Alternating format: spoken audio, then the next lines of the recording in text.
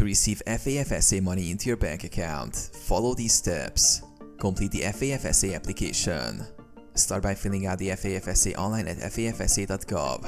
Ensure you include accurate personal and financial information. This will determine your eligibility for federal student aid, including grants, loans, and work-study opportunities. Submit FAFSA and receive SAR. Once submitted, you will receive a student aid report which summarizes your FAFSA information. Review it for any errors. Your expected family contribution will be included, which helps determine the amount of financial aid you're eligible for. Accept financial aid. After your FAFSA is processed, your school will send you an award letter outlining the types of aid you're eligible for, including federal grants or loans. You must accept or decline the offered financial aid. Set up direct deposit with your school.